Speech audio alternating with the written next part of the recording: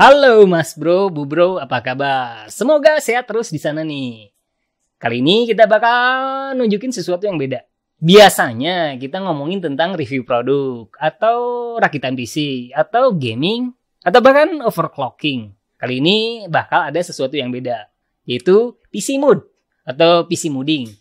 PC Mooding itu ada beberapa segmen bro, kayak case mood, terus ada PC Mooding. Biasanya overall sih itu. Terus ada scratch mooding gitu kalau nggak salah. Ya pokoknya kayak gitulah. Pasti banyak yang belum tahu kan? Sama, kita juga nggak terlalu mengenal lebih lah. Cuman kebetulan nih, ada tamu istimewa yang pastinya udah deket banget dengan dunia mooding. Penasaran? Pantengin terus video ini.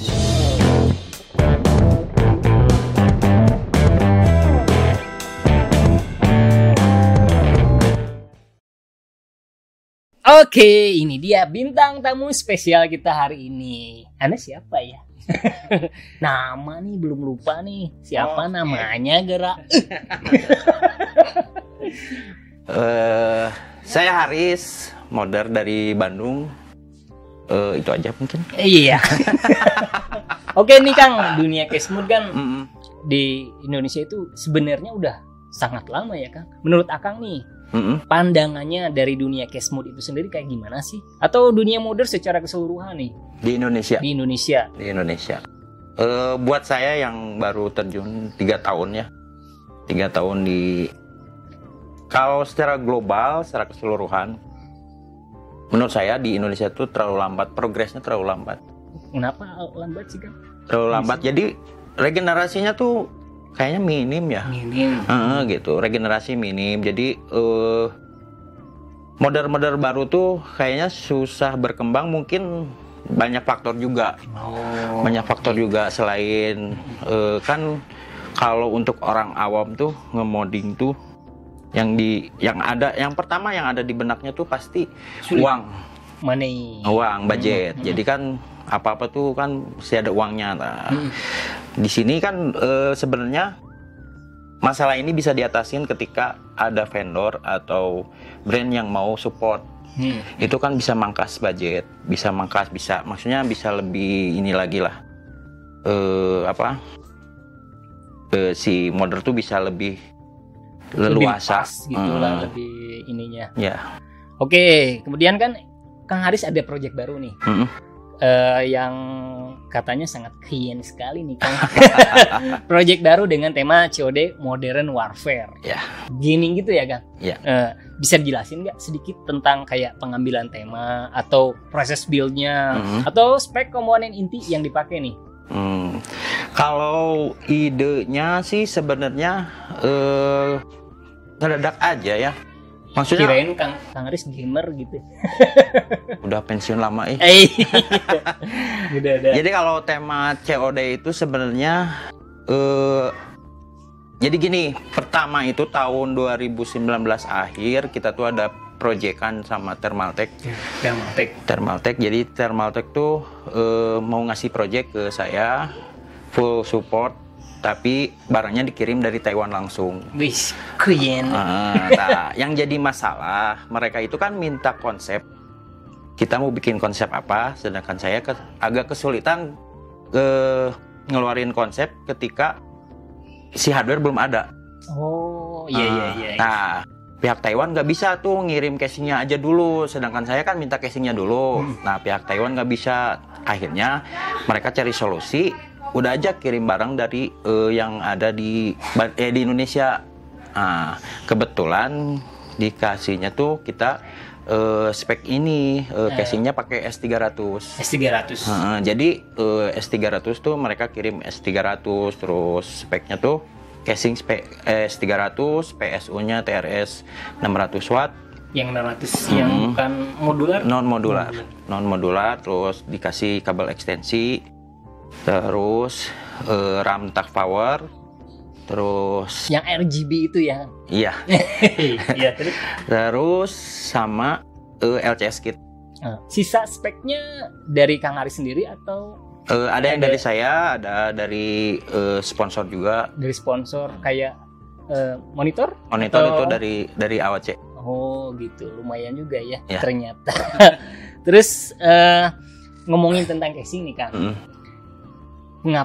Kenapa sih S300 jadi pilihan utamanya? Atau ada alasan tersendiri nggak?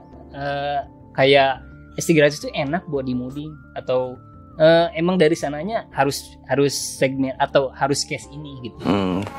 Kalau pemilihan casing tuh sebenarnya kita nggak milih. Kita tuh dikasih sama pihak Thermaltake casingnya yang ini. Jadi kita ngikutin, kita adaptasi aja. Oh iya. Tapi menurut Kang Aris itu ada nilai uniknya nggak dari S300 ini? S300 TG ya, bukan yang Snow Edition itu ya? Bukan. Ada nilai unik atau nilai unggulannya gitu nggak menurut Kang Aris nih? Kalau menurut saya casing ini tuh sebenarnya apa ya?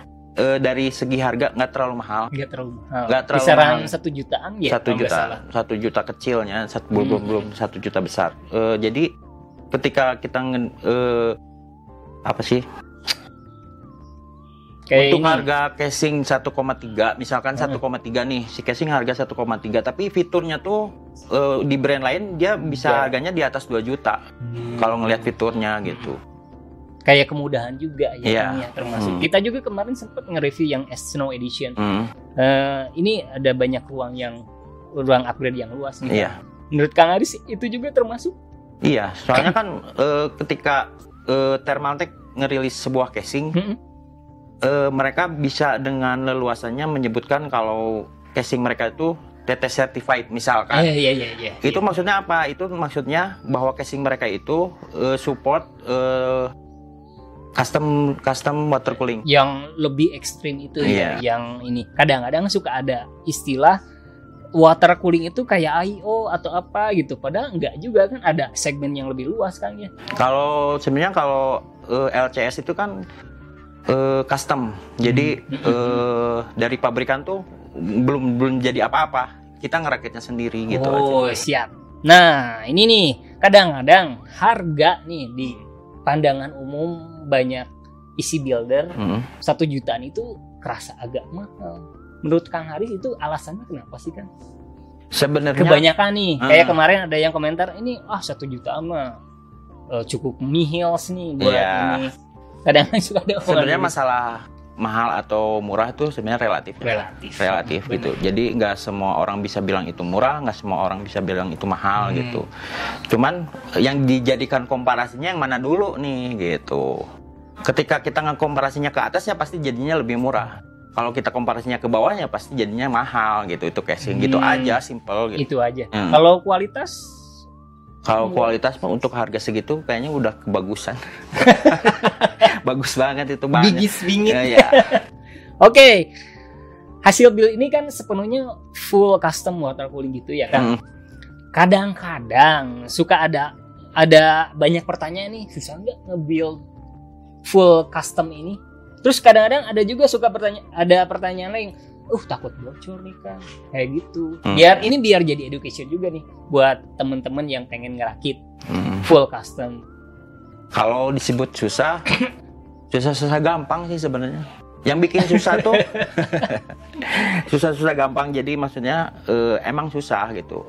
Ada teknik tersendiri gitu. Ada teknik sendiri ketika kita membuat loop, mau bikin seperti apa itu ada kesulitan tersendiri gitu. Ngebendingnya gitu kan ada tekniknya tersendiri lah gitu.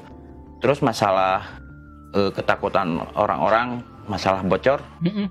Semua yang main water cooling pasti ngalamin bocor. Pasti. Kayaknya semuanya pasti ngalamin. Risiko. Ada itu resiko mimpi buruk terbesar dari custom water cooling ya bocor gitu. Faktornya banyak. Faktornya banyak. Ada emang gara-gara fittingnya yang nggak pas atau kitanya yang lalai, yang lupa gitu. Oh, tapi itu setidaknya minimal bisa diminimalisir enggak kan? Itu Bisa. misalkan takut bocor nih, harus apa dulu? Harus ada apa dulu? Ada. Jadi kayak minimal kayak tes leak lah. Oh, tes leak itu kayak gimana sih? Tes leak tuh tes bocor.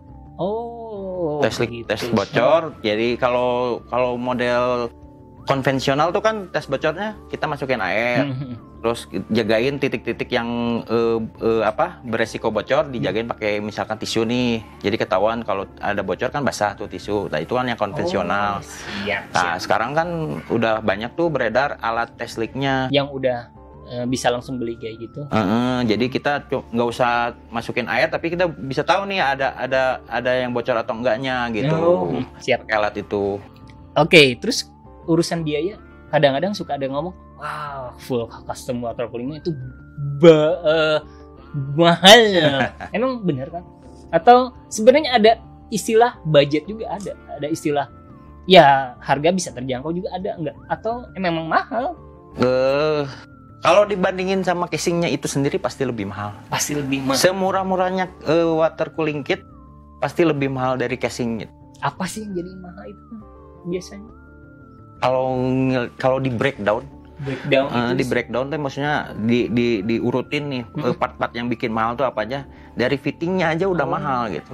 Itu kan kita single loop aja. Single loop tuh maksudnya radiator, pompa atau reservoir sama water block yang buat ke prosesor. Itu udah 3 kan. 3 titik itu berarti butuh 6 fitting, minimal 6 fitting. Sekarang fitting aja dianggap misalkan fittingnya satunya 100 ribuan. 6 aja udah 600 ribu fittingnya aja gitu. belum ngomongin pompa, belum ngomongin apa-apa gitu. Ya kalau misalkan ngomongin mahal ya emang mungkin mahal gitu ya. Jadi untuk urusan ini emang tapi sebanding gitu. Sebanding dengan hasilnya. Kayak kinerja pendinginan lebih oke nggak sebenarnya kan? Secara global lebih baik dari yang lain. Iya. Terus kalau ini estetika dapat atau kepuasan kayak itu gitu? Udah pasti. Apalagi dirakit sendiri ya kan? Ya. Oke, nih Kang, kan sebelum project ini pasti Kang Haris pernah nih bikin project yang keren-keren sebelumnya nih. Boleh disebutin nggak apa aja? Minimal kan teman-teman pada penasaran. Kang Haris udah cukup populer lah menurut saya. Di awalnya pas tahun 2017 itu. 2017. Pertama kali nge-modding tuh sebenarnya nggak sengaja juga gitu. Karena waktu itu emang saya ada acara ketemuan sama distributor di Jakarta. Iya. Pas kebetulan mereka tuh lagi meeting masalah modding. Mereka mau bikin kompetisi modding. Di situ saya keidean untuk ikutan. Memberanikan diri untuk ikutan. Dan kebetulan waktu itu ada yang bantuin teman saya. Siapa namanya kan? Mr. R. Oh, kirain Mr. B. Iya. Jangan mau kenal ya. Perasaan kenal nih. Banyak lagi. Iya. Dari situ, dari Bitfenix 2017 terus Bitfenix itu Kujang ya? Yang Kujang. Ya, Kujang Pajajaran. Yang Kujang itunya saya pernah lihat tuh, keren banget tuh. Terus selain itu 2017 dilanjutin ada project dari Cooler Master. Bikin solo project itu request Cooler Master buat di show off kalau nggak salah di show off di kantornya Seagate. Jadi nge-mod casingnya aja. Nggak terlalu dipublikasi gitu? Nggak. Waktu tapi itu minimal jadi project keren juga kan setidaknya. Iya. Sampai-sampai saya nggak sempat nggak sempat dokumentasi. Kenapa sih nggak kenalin ke saya? Itu kan belum kenal. Oh iya. Sesudah Cooler Master Seagate itu project lain. Setelah itu apa Kang? Masuk 2018. Ikutan Corsair Case Mode. Oh yang Gundam itu ya kan? Keren banget tuh. Kalau kalian belum tahu, nih ada penampakannya.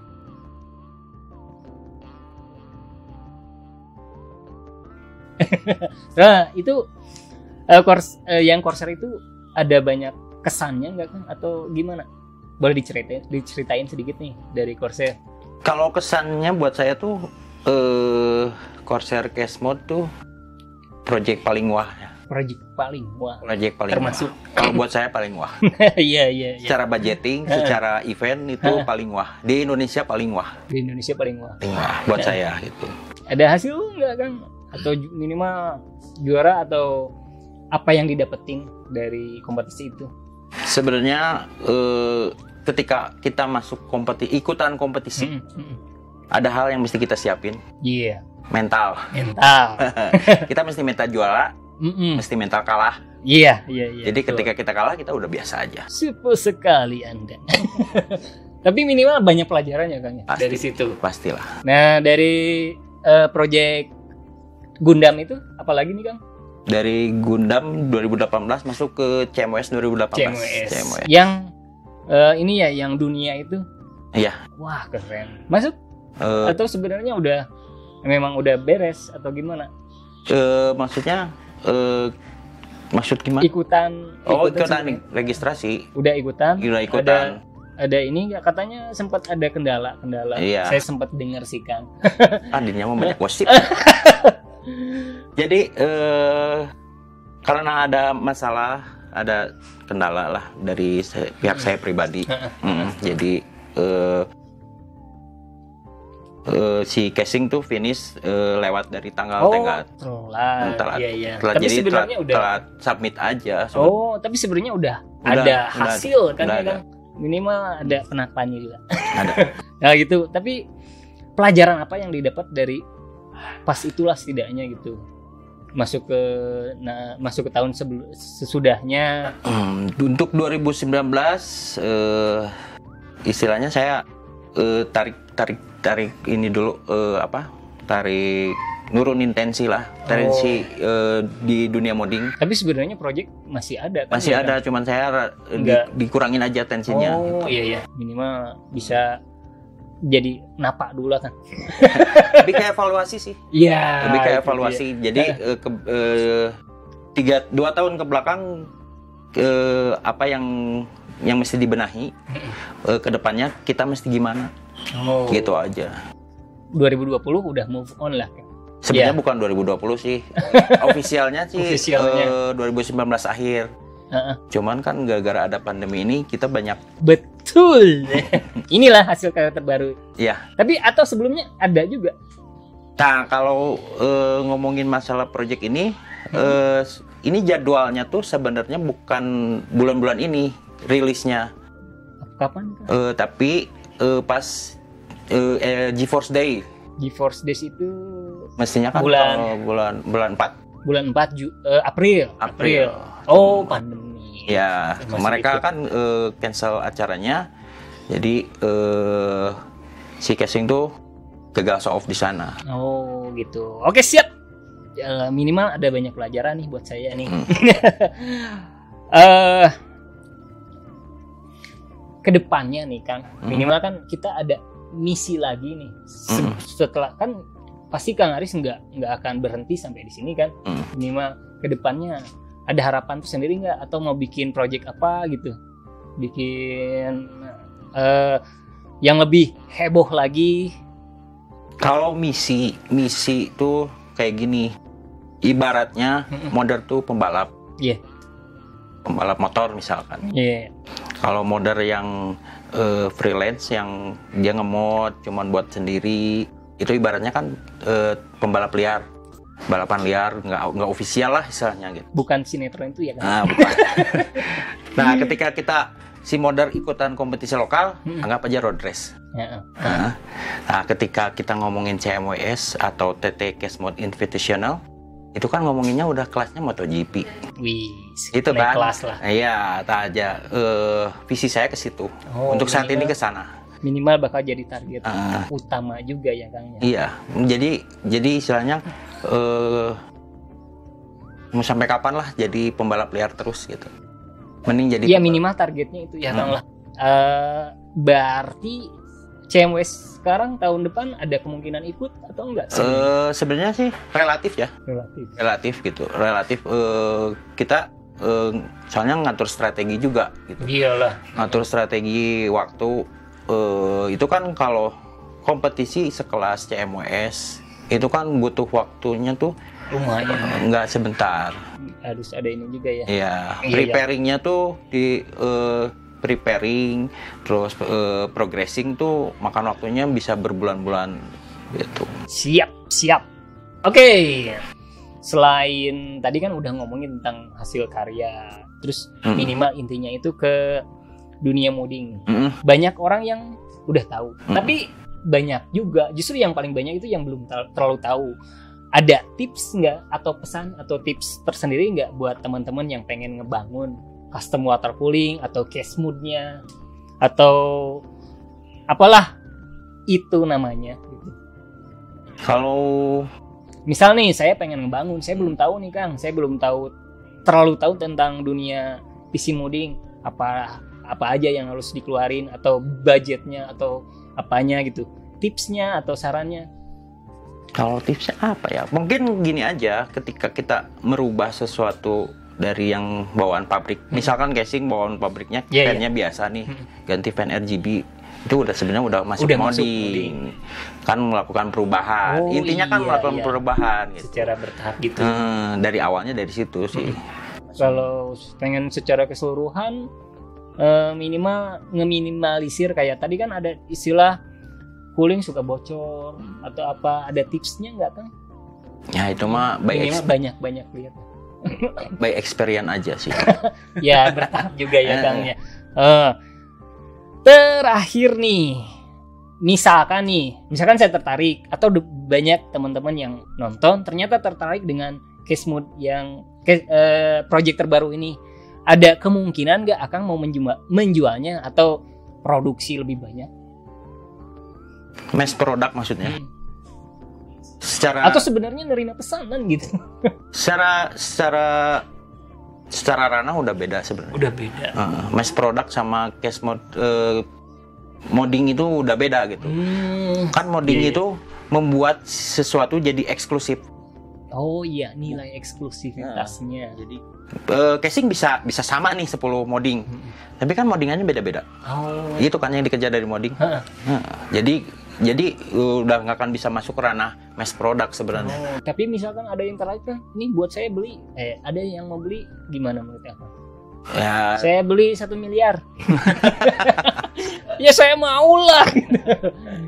Misalkan nih Kang, ada yang tertarik. Ya mungkin kalau emang nggak dipakai, why not?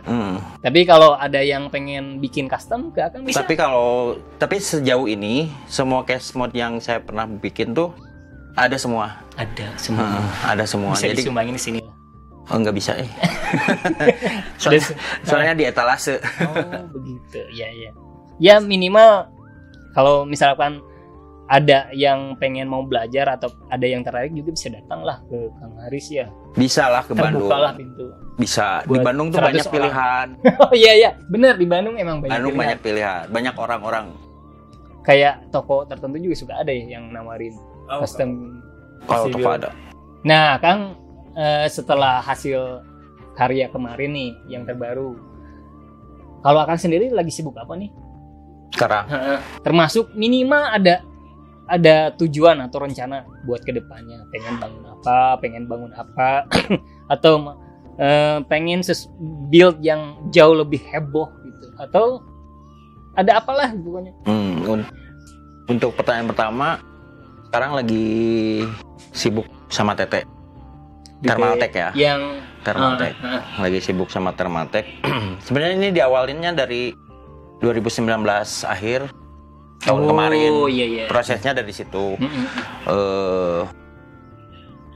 Mereka tuh nawarin project bikin case mode yang tadi udah diomongin masalah dari Taiwan itu. Nah, rencananya projectnya tuh produknya full support dari Taiwan. Casingnya level 20 HT. Bukan casing ini, casingnya casing gede. Lebih keren lagi. Entah. Di situ rencananya si casing itu mau dibawa ke Malaysia. Yang acara server DNA. Wih, katanya kan sebenarnya kalau sesuai jadwal tahun 2020 ini semoga ya kan. Server DNA tuh full kompetisi, nggak cuma show aja.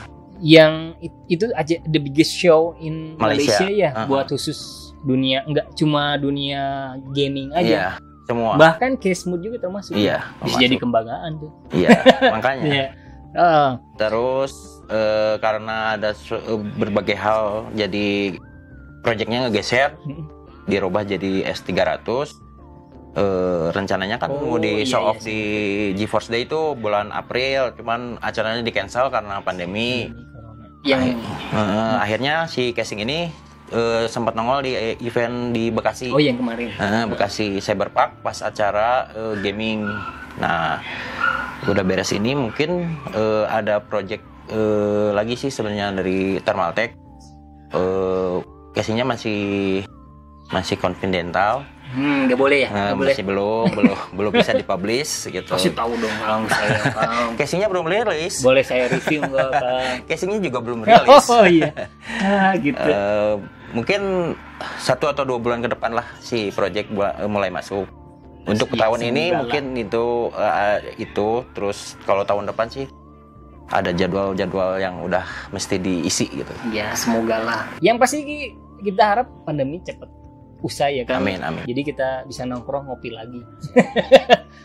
Oke Kang, one final question nih sebelum kita tutup.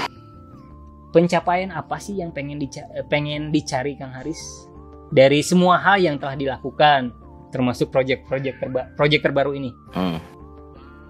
Yang pasti kepuasan pribadi ya. Kepuasan pribadi, terus lebih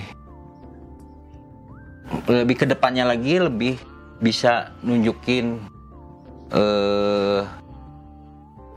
di mata dunia tuh kebanggaan.